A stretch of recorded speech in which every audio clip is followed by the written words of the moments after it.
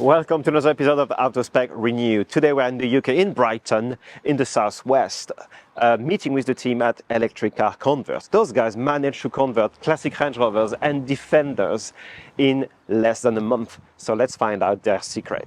So hi Barnaby, thank you for having us here in Brighton, southeast of the UK.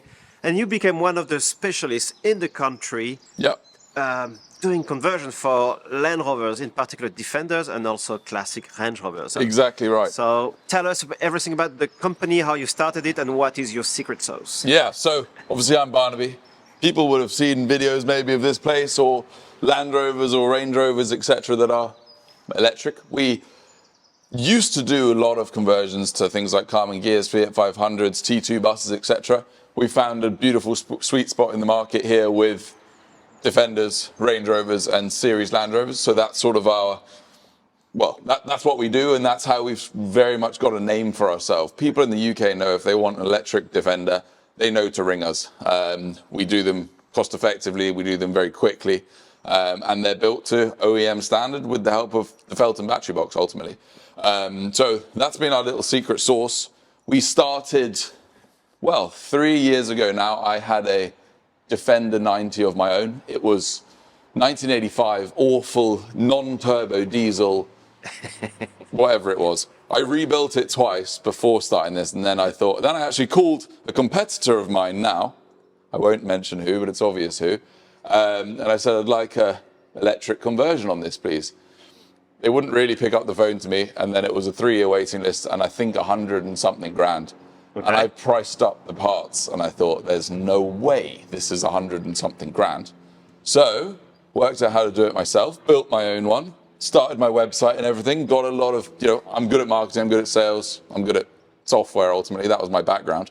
And then the second I finished my car, I got a man in, he test drove it. He paid me 25 grand the next day for a Hyper 9 5 battery conversion. That's about $30,000, yeah. $30,000. Yeah. We sold 3 that first week of opening.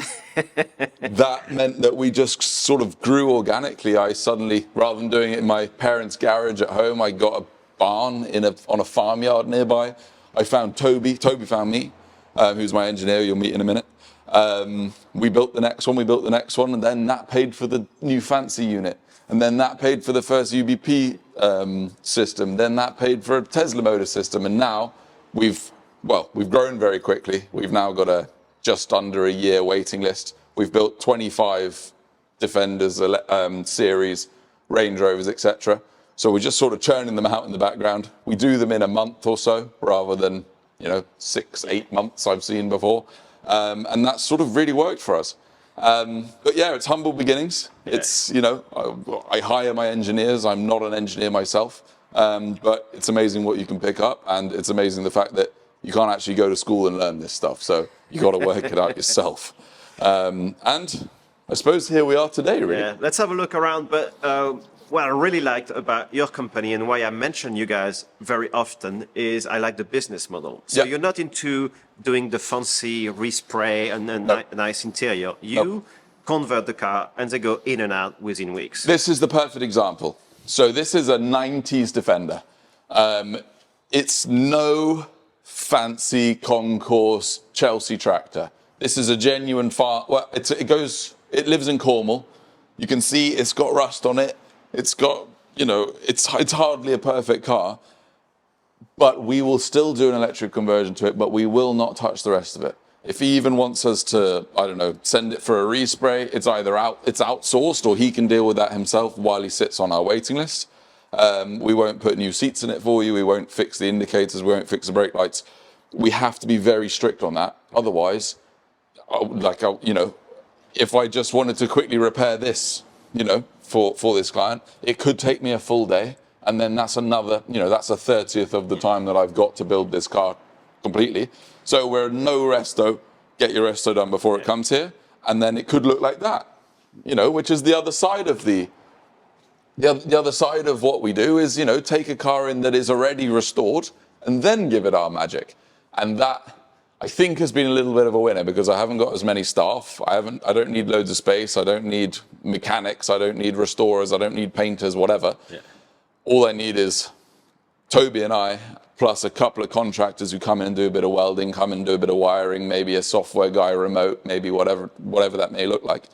But it's been an absolute winner. And I think it's not because of business so much, it's because we hate it. And this was, this was passion for me at the beginning, because it was my car that I loved, that I wanted electric, because I think that's cool.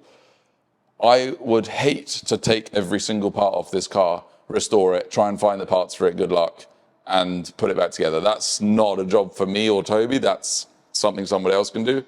And I know it costs a hell of a lot of money. It's not a profitable business, so stay away. And again, you bring value in bringing the conversion system and the installation, and obviously the design and engineering that went before it. So could you tell us through the different steps it took you to have a universal system to convert any Defender and classic Range Rover? Yeah, so obviously Chris at Fellten called me, must be pushing 2 years ago now, and said, look, there's a UBP system, Universal Battery Box System, coming out. It's going to fit in the front of Mustangs, Range Rovers, Defenders, whatever. I instantly ordered one, along with a Model 3 motor, which we now use exclusively. That's all we use. We don't build any battery boxes in-house. We only use the Model 3 motor. Again, efficiency. But that means that we're able to build the same thing time and time and time again. We've got our mounting system for the UBP box in the front. I call Fellten, I say I want a UBP next month. We've built the kit for it. It fits the Pumas, it fits the TDIs, it fits the TD5s, it fits the long wheelbase, left-hand drive, right-hand drive, whatever it may be, it fits every Defender. So we've standardized everything. That's the same with the rad pack. That's the same with the throttle mounting system. That's the same with the heating and all that. It's always the same. So I don't care if you've got a 1990s whatever or a 2011 Puma 110. These are probably as opposite as Defenders can get, and they run exactly the same kits in them. So what we call a Puma is the later model four-cylinder TDCI diesel engine on the Land Rover. It's Defender. this engine here. Yeah. Yeah, you can see here. So this just came out of that TDCI. 2.2 diesel. It's actually a full transit engine. Obviously, big gearbox. And 6-speed transmission. 6-speed, that is, I think they're 125 horsepower, and that's the entire drivetrain. Yeah. Plus these 2 boxes of stuff, which is just being stripped as well. This is all actually going to Kenya today, because there's a fella there who's got one with a blown-up engine. Shock, they've all got blown-up engines. Plus fuel tank and exhaust pipe. That's a lot of stuff that's replaced by one little electric motor, which I'll show you in a minute. Have you ever weighted the whole system? I actually only just bought a weighing scale. So because we just sent some kits to Vancouver, and we had to weigh them obviously for the shippers. But I'd love to put that on the scales and work out what the difference is. Yeah. The truth is, it's very, very similar weight-wise. The UBP is 320 kilos. The Tesla motor's 60 kilos probably. That lot plus radiator, full tank of fuel, you're very, very close. All right. To the sense where we don't even change suspension, we don't change brakes, we don't change anything because it's close enough. Maybe it's the difference of a child sitting in the car. Yeah. You can't worry about it. If it was a Ferrari, I'd care. Yeah. It's not a Ferrari. I'm never going to pretend it is. All right, so this is the kit that's going into this 110 pickup? Yeah, so you chose a good time to come. Funny that. But because we're about to send the powder coat pile off. So we've got the UBP there. So UBP is Universal Battery. Universal Battery Pack, 55 kilowatt hours from our friends in Bristol. It fast charges, it can handle all the power, it can parallel up to a second battery pack, which we'll talk about in a minute, which is the seat box. And it's completely plug and play for us, mostly plug and play for us. We still do a big wiring loom that comes out the side of it, which I'll show you separately. But fabrication-wise, and what Toby does in his fabrication room, is things like the mount for it. So that sits in the engine bay with the box on top of it, onto what used to be that is the same size and shape as the original cross member in there, with a motor mount on it.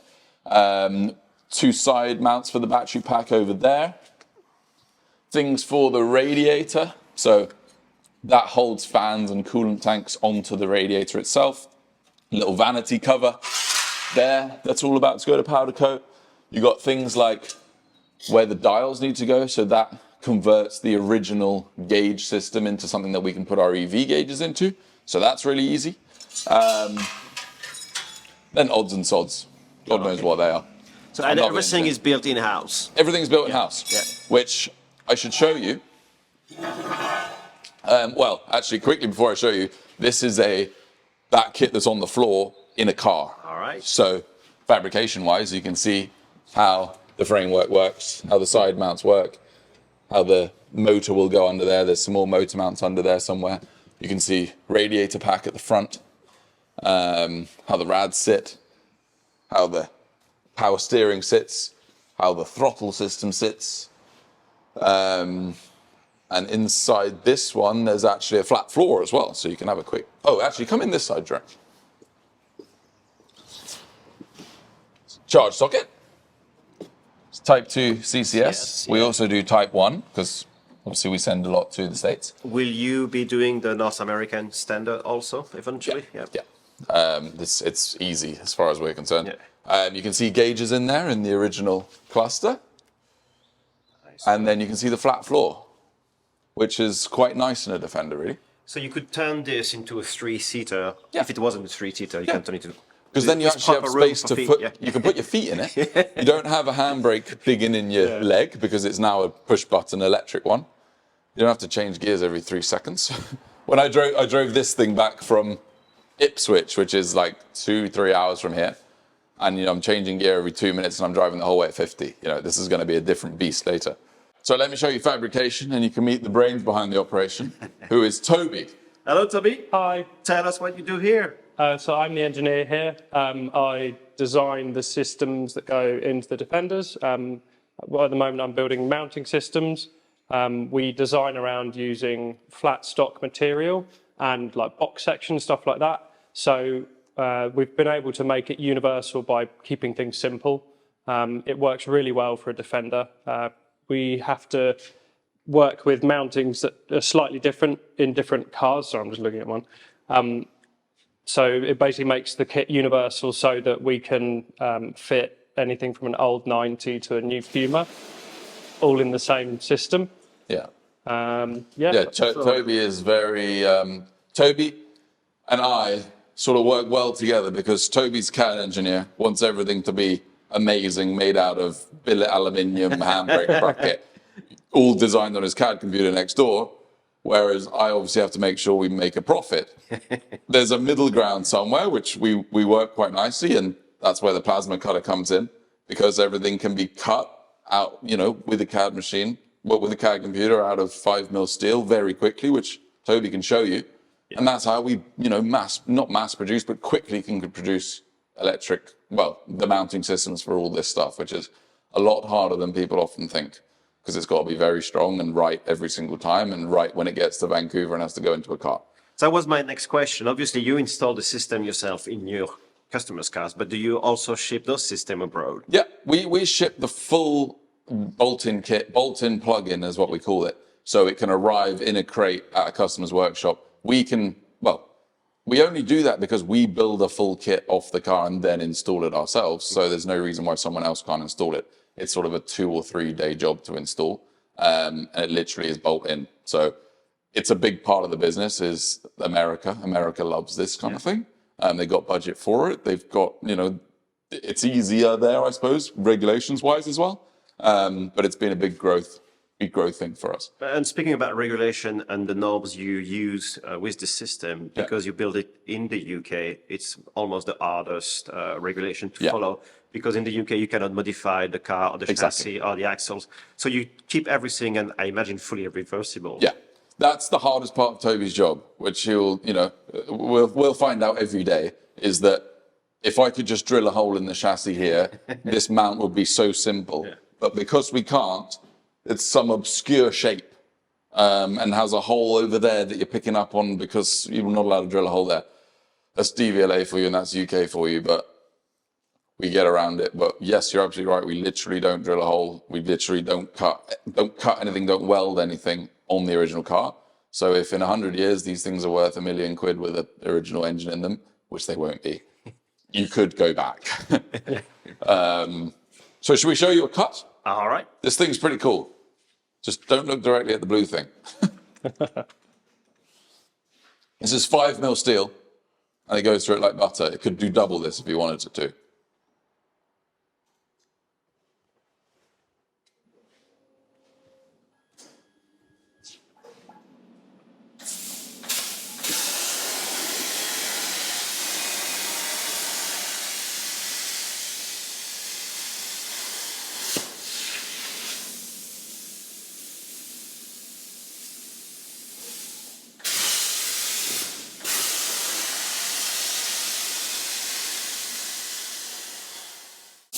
Cool. So you can see how it would just basically cookie cut.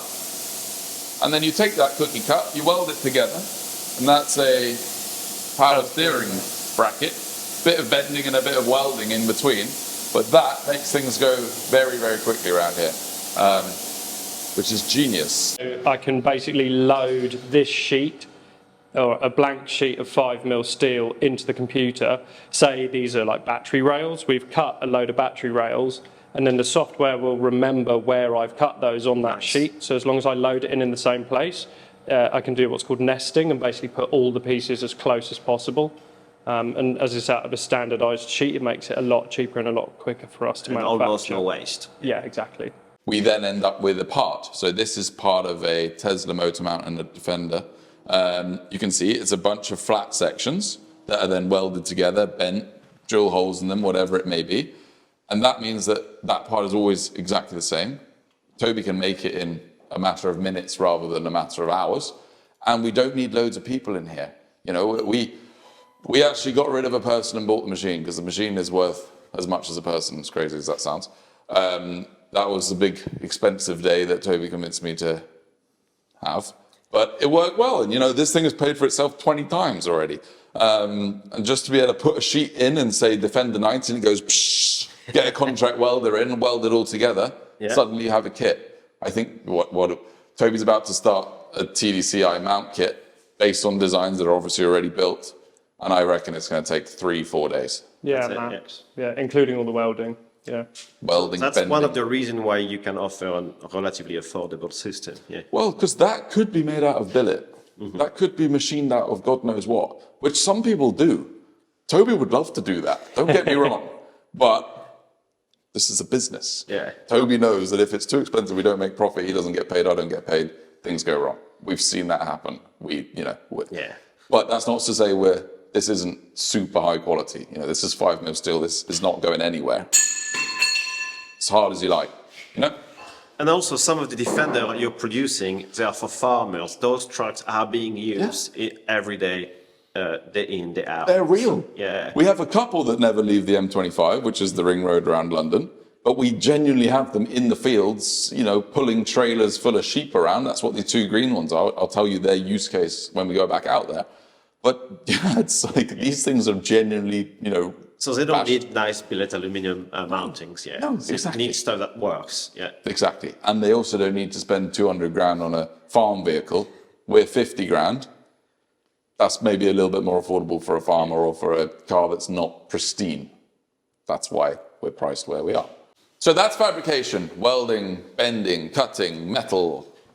Toby's domain. Then we come into my domain, which is our other secret room. Now this is wiring, stock, and computer people. So starting over with stock, every time we sell a car, every time we get our deposit, which is 10% of the final cost, we order all of the parts, 90% of which come from Fellten. It makes my life a lot easier. We've got a parts ordering team. I don't do that myself because it's a hugely, you know, it's a very involved process.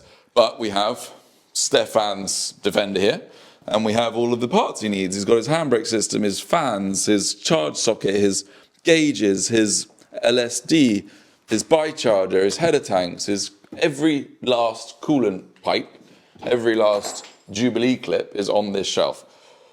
If we come in and we steal something off the shelf, we get in a lot of trouble from Anne, who does parts. Because it's crucial that when we're finishing off a car, if we suddenly go, to, you know, Toby and I will go to this, put that on the car directly. If it's not there, that could have a 2-week lead time on it. We've now completely killed our business model of doing it quickly and doing it efficiently. So this car here, which is a Range Rover outside, Jerome's kindly just bought the boxes for it from Fellten. That car doesn't come into our workshop till October. So that's sitting on the waiting list. It just happens to be in the car park because I'm storing it for the owner. But then that will go onto the shelf, and we know 100% we've got all the parts up front before we even get started building, and then we can't get it wrong. We can't have any delays. So that's parts ordering. It looks simple, but there's a lot going on behind there on the computers and with the team who are not in the workshop. Then we have wiring. Now, this is a little bit of genius, but it is the whole system that runs our entire car. So we've got a fuse board here, which sits, we've got ignition power, constant power. That plugs into the UBP on the side of the box, on the side of the battery box. Then it's going off to things like the motor pump, so things like the motor fan, battery pump, charge lock, the thing that stops you from pulling out the charger. All of this is exactly the right length. So when somebody comes in, a contractor will come in and build a wiring loom, or I'll just do it if I've got a little bit of time, which I don't generally have, but there we go. They can come in, they go onto the replica board, which is where they would build the loom. So you would put in, for example, this red wire comes down here, goes around there, you cable tie it to every sticker, which all the stickers are here, and then you know the exact right length, and that's the gauges, So then put that connector on it, put it on with that tool, whatever it may be, and it's always going to be absolutely right. Now, this will fit Range Rovers, this will fit Defenders, 90s, 110s, whatever. The only thing that changes is the distance between here, which are the two chargers, and the actual charge socket. Okay. So if it's a 90, the charge socket lines aren't as long as a big Range Rover or whatever. We do the same thing with HV. I've still got the rest of this board to do, but for example, the little ones there. And then there's a couple of looms that come off it. So for example, your gear selector, that's exactly the right length to get from the cabin of a Defender to the outputs on this loom board. You come up to selector. Plug it in, yeah. Plug it in. So a kit, you could do that in Canada or wherever you get your kit delivered to, or I can just do this in-house. And when people say, why is it the same cost for a kit or a conversion? It's because I'm building all of this anyway. All I literally need to do is bolt that on and plug all these plugs in, and that's my labor in the wiring side. Well, you make it sound like it's super easy. It's not that hard. But as you scale, you will have those sets already ready off the shelf. Okay. Yeah. Yeah. It's ready to go. Yeah. That's going on the green 2-door pickup there. All right. So that's pre-built, ready to go, way before the car's even getting started. Well, you can see we've just finished fabrication on it. So that goes to powder coat, but it's completely ready to plug in whenever powder coat comes back. It's just efficiency. Okay. It's just making everything as quick as possible without, skimping out, for example. What else we got on here? It's just like that's going to the Tesla Model 3 motor. It's all the exact length to get there. It's going to the throttle. The throttle is the right length to get to the throttle pedal. It's standardized. When I used to do this, before I was so organized, I would just get the car, be like, right, that needs to be that length, take it in here, cut it, put the connector on, whatever. Yeah. It was hugely inefficient. So it's a standard system. I call it idiot-proof, perhaps I shouldn't, but it literally is. If I got someone in here, I said, trace the blue wire from there, you can't get it wrong. Yeah. Anyone could build a loom. Almost a child could do it. Honestly, we've got some work experience coming in June. Guess what they're going to be doing? Fantastic. Because it's not hard and so easy to test. Going back to the motor choice, why did you opt for the Model 3? So Model 3 is, obviously it's the latest Tesla motor that we can get our hands on. We can't obviously get a Cybertruck one. Tesla Model 3 is very modern compared to the Model S motor, which is built, let's say they were built 2012, 2013 is perhaps when they were designed. The Model 3 was designed more like, I think, 2017-ish. So it's much newer tech, especially in such a fast-moving industry.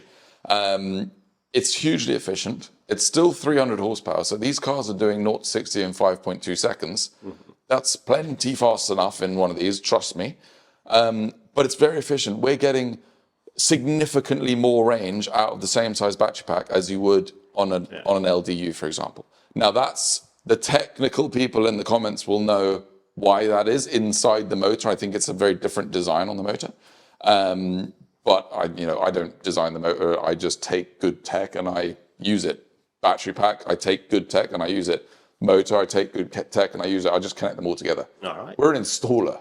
We don't build batteries. We don't build motors. That's why perhaps we do them quickly and we do them profitably. So I should show you, I think, that in a car now, perhaps. So to show you what I suppose fabrication and wiring looks like when it gets into a car, this is one we finished this morning, running exactly what I've just showed you. So, she's quite smart. Universal battery box, 55 kilowatt hours. This thing will do more than 150 miles of range. Okay. People don't believe me because that sounds like a huge amount for 55 kilowatt hours. Obviously, it's got road tires on it.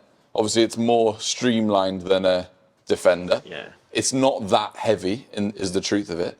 But the electric motor is way more efficient than many. It's not going to do 150 plus miles if you do 0 to 60 in 5.2 seconds the whole time. It's not going to do it if you drive at 80 mile an hour. It's going to do it if you drive maybe 50, 60 mile an hour or around town or whatever that may be. So don't come here and be like, oh, I need 400 miles of range. Really, 150 miles is adequate because then you could plug it in for 25 minutes and get back up to 80% again. Yeah. And off you go again in the time you've got your coffee or whatever. So the system offers CCS at 70 kilowatt. Yeah, 70 kilowatt. Yeah, perfect. Yeah. It's plenty. Yeah. The truth is, if you were driving to France, you wouldn't take your Defender. You wouldn't take your hundreds of £1,000 Range Rover. You would take your mum's Passat or your whatever, your diesel car. Yeah. Even driving your Model 3 to the south of France is a pain in the ass. It's no different. So again, these cars go around London, they go around farms, they go around little villages and, wherever. They're not designed to drive to Newcastle and back. You wouldn't go in your Defender even if it was diesel because you wouldn't get there. Yeah, that's the thing, yeah. Especially towing, so yeah. Exactly. Yeah. So what else we got in here? Original 12-volt battery. Easy. We just power it in the same way an alternator would power it. So i.e. high voltage becomes 13.9 volts and powers all the original headlights, all the original wipers, all the original everything. We do not touch 12 volt. I hate 12 volt Land Rover systems, so blanket, we don't do it. Radiator pack here, header tank. This is all filled. It all comes on when it gets hot. The fans come on if you CCS charge and things start getting warm. Under here is the fuse box I just showed you. So this is a fancy cover that Toby made. Just to keep everything sort of hidden away. You wouldn't even know that that's got thousands of wires, maybe not thousands, a lot of hundreds of wires in it. Just keeps it neat and away. But also, if I was to mount the fuse box externally, every time I built a kit, there'd be a wiring loom going between the fuse box perhaps here and the box. It doesn't make sense. Let's just mount things to the box. Same goes with the charger. Charger is mounted on the back of the battery box. So you have one standalone unit, you put it on your mount and you plug it into your charge socket and you plug it into your motor. It's very simple. Okay. I make it sound very easy. It is kind of easy. We've built a lot. Once you've designed a perfect system, then it works, yeah. And it took time to get there. Let's not pretend that I showed up and made this system straight away. Toby and I have R&D'd getting this absolutely perfectly, from wiring, from mounts, from everything. What about heating in the car? So heating, we've got a 400 volt PTC heater, which is roughly the same size as the heat exchange or heat element in the original heating box. That used to get heated up by hot water from the engine. It now gets heated up with hairdryer fast 400 volts. So, it's super duper hot. It's sitting inside on the Range Rovers, the heater box and heater element, etc., is all inside the cabin between the seats. Right. So you get instant hot air. This one's got a heated screen. Again, nothing to do with us, but that helps in this climate. And then we can add things like aircon, etc., all off the high voltage system as well. It's just, that's one of the few things for us that is an optional extra, because a lot of people don't want or need aircon, especially in the UK. Yeah. So this is an early 80s Range Rover, probably re-sprayed to look like a 70s one. Yeah. So it would have been a 4-speed manual transmission, and obviously there's no more transmission. So let's check out the interior. So, let's go interior. Now, we don't restore for the 1000th time. We don't do interiors. This car's about to go and get its interior done. After we deliver it, the owner will take it off there. What we have done is put some Dynamat over the tunnel, because that's the one thing you hear now is a little whirring of the motor. We've got gauges in here. You can see it all come to life when I turn the ignition on. So that's pretty cool. Shows you amp, speed, battery temperature, battery level. You could see everything else you ever wanted, but there's really no point having too much, because there's nothing you can do about it. If it's overheating, it's already cooling itself down before it's even told you. Okay. It then will connect to your phone, so you can change regen settings. You can check battery faults if you ever get one. You can check battery, whatever status the motor's in, the battery's in, all on your smartphone, and then change the settings from there. That's lovely, obviously, because it makes it quite high tech. You could have a screen put here if you wanted. Well, I think it's better without the screen. It still looks like an original Range Rover. Exactly. It's just quite and more reliable. And it works, and it's not. You don't get your tires let down because there's smoke coming out the back in London. Pedal-wise, original pedals, no clutch pedal. Yeah. So really not much to report in here. The only thing that's perhaps different is obviously the selector knob here. This is all original controls. When you turn that on, the heating element comes on. So we try and sort of hide it all in plain sight, I suppose. And you still have a manual handbrake lever. Yeah. Easy as that. Yeah. We have an option of electric handbrake, so then you can have it on a button instead. Okay. It depends what people want. This will all get carpeted over professionally, and that will look completely stock because it is the stock handbrake. But you can have a button if you want, which I'm sort of moving towards wanting to make that a standard, because it's easier for us. Yeah. It's literally plug it in and bolt it in. So this is perhaps something that not everyone will show you.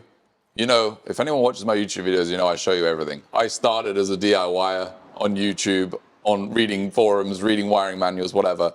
I have no problem paying that forward. So you can see the underneath of our car. Now, we'll start at the front. This is the bottom of the battery pack. We've got Toby's big mounting systems. You've seen that cross member on the floor before. So holding 320 kilos with very thick 5mm steel in box. That's where I think that was a gearbox cross member, or it's the back of the engine somewhere. That's remade by Toby so that it's a mounting system for both the battery pack there and the motor. You'll notice things like the engine mount is still there. We haven't messed with that. We haven't drilled holes, etc. anywhere. So that's why perhaps this mount is a little bit of an obscure shape, because we're trying to get up to that bolt hole rather than just making this a perfect square. You've got the Tesla Model 3 motor. Now, that's 280 horsepower and is motor plus gearbox all in one unit. Yeah. That's the same as that there, but 3 times more powerful. 3 times more powerful. It's crazy. That just sits in the gearbox tunnel. That's why we have the full engine bay to add the entire battery pack up there. We don't need to go too crazy on putting batteries everywhere else, because they can all fit in the bonnet, because there's no motor under the bonnet anymore. So the Tesla Model 3 has 2 outputs. It has one there, one there. They usually sit in between the back wheels of the car and go straight to the wheels. We've turned it sideways, put a reduction gear in it, refurb the whole thing, and then run it in that orientation. Because I don't know if it's a fluke or not, but it fits perfectly between Defender and Range Rover chassis rails, which is really nice. Yeah. Moving further back, you can see where the back of the charge socket is, for example. All in there. And really not that much else to report. You can see it's got new suspension, new shocks, all that kind of stuff. Again, not done by us. That came here like that. So that's the main event. This thing is really good. Sorry. So this is the main event. This thing is the absolute winner when it comes to EV conversions because, you know, it's better than a new motor ultimately. All right, Barnaby, you were also talking about a second battery pack option. Yep. So on this vehicle, which is a, well, very fancy, very expensive 110, it's got a pop top conversion, obviously done before it gets here. So this client wants to go well into the, you know, English countryside, go camping, maybe up the Lake District, whatever it may be, and take his kids out and whatever it is. So 150 miles of range when you're going that remote perhaps isn't enough, but he still needs his Land Rover. He still needs to be able to camp in the top of it, to be able to, you know, go through off-roading, whatever it may be. So this will sit in the front like normal, and then we parallel it. So you can see there we got, you know, it's completely empty. We haven't quite started this car yet. And then that will parallel into a seat box battery pack, which is a new Fellten product. We're the first ones getting it. Of course, we're the first ones to get UBP as well. The full kit, the full battery sits in the seat box here. So this is just a hollow box at the moment. I think the other side there's a 12-volt battery. Yeah. Obviously, it doesn't need to be there. 12-volt battery only needs to be that big in a conversion, so we just stick it somewhere else. Then you have 110 kilowatt hours. Wow. That's more than a you know, Model X, top spec Model X, which is what, 100? Yes. So we're 110. We're not going to get the range of a Model X, of course, because look at the tires on this thing, look at the shape of it. But to give you, you know, we're estimating that's about 300 miles of range. Wow. We haven't, fantastic, yeah. We haven't done that. Yeah. So, you know, I can't absolutely quote it, but I can do 55, 150 times 2. Yeah. And that seems to work out.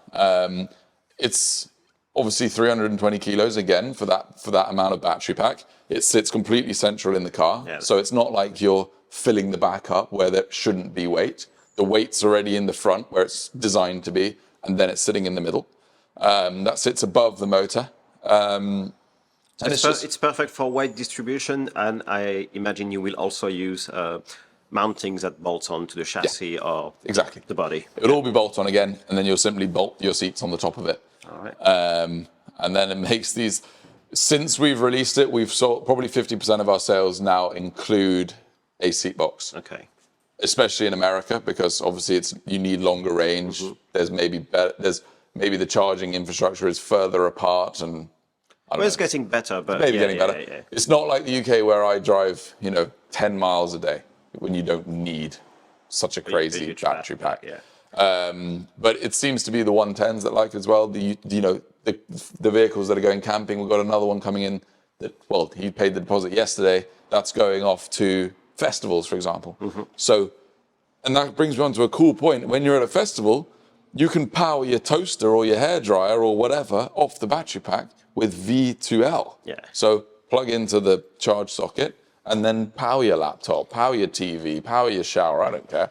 Another cool little update, I suppose. Even charge somebody else's electric car. Exactly. Now that's pretty cool. You don't think that it would have the power to charge an electric car. Yeah. It does. Yeah. It's probably not that efficient, but it's moving power battery to battery. Yeah. Where are the losses, I suppose? So that's a really nice car. We've got a partnership with a big restorer in the UK who supplied the car for the client. This isn't your 10, 15, 20 grand Defender, which perhaps these green ones are. This is a very bespoke, incredible vehicle, which will be done in the summer. So I think next time we get you here, we'll get you in this one with the 300-mile range, and maybe we go off-roading or go and play with it. Definitely. Because that's going to be my favorite build. We can't think about it until we've done the ones that are ahead of it in the waiting list.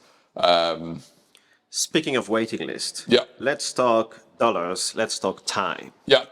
So we are I'm very strict. This company makes money if we do one conversion every month. Okay. It has to be one conversion every month. When I scaled that up to 2 conversions every month, which I did last year, I was hiring more people. I needed more space. It was just too much. If we go below one conversion per month, we ultimately don't make money. So one a month means our waiting list is very easy because we've got at the moment, I think, 8 to 10 cars in the waiting list at the moment. So that's 8 to 10 months from today is when we will book in the next vehicle. Now, no, you can't have it tomorrow. No, you can't pay extra to have it done quicker. You've got to, ultimately it's a fantastic product. People know that, and therefore people are waiting for it. We don't really have plans to increase our capacity either, because at the moment we're doing it in our own way. It's efficient, it's reliable. We know we're getting it right. And 12 cars a year it's no small number. Who knows, maybe we extend that to 15 by slightly improving a couple of efficiencies or outsourcing something else, but there's no real need. Do you have partners outside the UK that install your system? Yeah. I want to mention a few of them. Yeah, so we have a partner in Vancouver. They're called Hesp Automotive. We've got a partner in Miami. They're called Shoreline Vehicles. We've got a partner in Arizona, which are called something, can't remember. And then another place in South Carolina who's about to buy the first 2A with the UBP system in it. So that's another big partnership. It's huge business for us, is exporting. You're not here when there's crates full of kits in it. But yeah, they're often being built, and that's the same waiting list and the same build time. So it's a 1 month for us. Okay. 1 month build. Now, that doesn't mean you're going to drop your car off and get it back in a month. That means it's an output of 1 per month. We have 5 here that we're just kind of working here and there on, and then it'll be one goes out the door. But still, 4 weeks is a very short amount of time in the industry. Yeah. That's because I'm not making my own batch pack. Yeah. If I made my own batch pack, they used to take me ages. I used to do it. I used to have a team used to do it for me. It's just not worth it. Yeah. So fantastic business model. Hopefully people will also copy it. And hopefully not. No, to be honest, there's space. I don't mind competition. Yeah. I know that we're the more the industry grows, we all grow out. Exactly. It, so. We're winning in the industry, and people know they're coming to us. But there's space. I don't do any outbound. You don't see me in magazines yet. That's something that I'll do one day when I get time. You don't see me making crazy YouTube videos or hiring professional photographers to come and do anything. It's all just genuine and organic, and it's enough. So somebody can come in next door, and yeah, you can. Speaking of which, it might be time to mention your website. Yeah. So electric car converts. It's super open. Everything is on there. You can see videos of the entire underneath of the car if you want. If you want to make one at home and see how the pros do it. It's hard. Be careful. You can see the pricing. Every single bit of pricing is on there. Every car we've ever done is on there in some respect, as long as I update it, because obviously that is me. What else have we got on there? We've got articles written. We've got clients who are writing stories about what is it like to have an electric series in London. He's written a story for me on the website. There's another client who's got a Series 2A and he potters around Cornwall in it, and there's a nice family story. Kids driving around the garden, whatever it may be. It's all on there, as well as our pricing page, which is our USP. There's a lot of people building Defenders. There's not a lot of people building them for 50 grand, which is £50,000. Maybe that's what, $70,000? $60,000. $60,000. We have to add VAT in the UK. In the US, we don't. Shipping to the US is about £1,500, so about $2,000 per kit. So it's not a crazy amount of money. It can only go by ship, so it's a 35-day transit. The only things that will go above 50,000 is if you wanted air conditioning, for example. The electric handbrake is like £1,500 more, and then there's a couple of very minor things that you may want or you may not want. But this car, for example, was exactly bang on the price. If you wanted the seat box battery pack, we add another £23,500. So what's that? Nearly $30,000.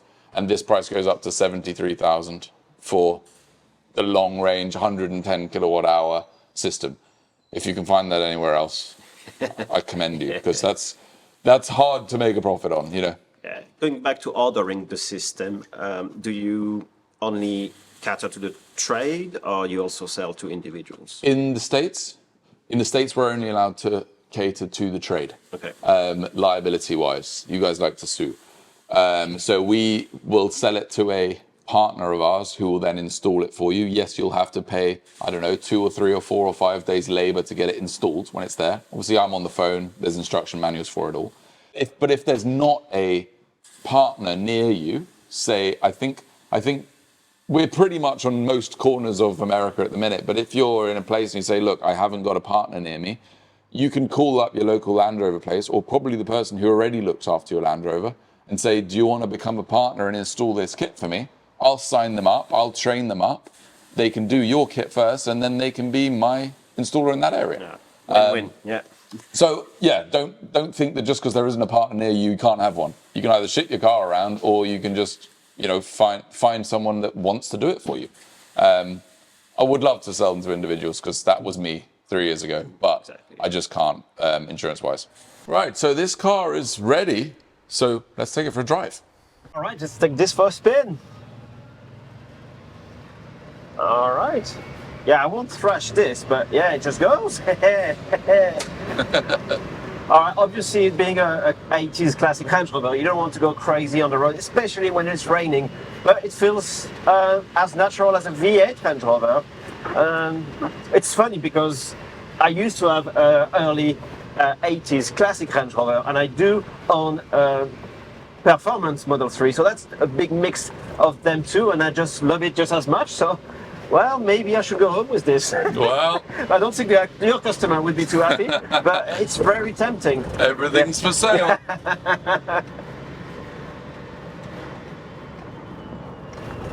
Yeah, regen is perfect. Is it set up at 100%? Yeah, 100% regen. Perfect, yeah.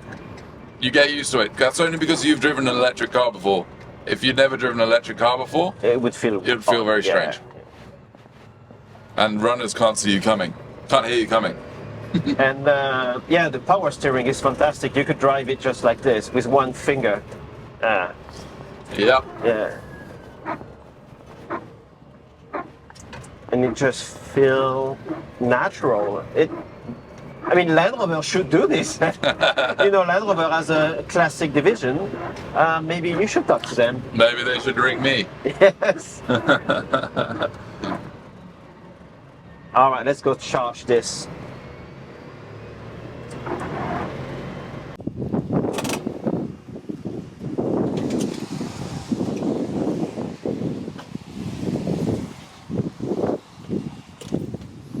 So ignition off.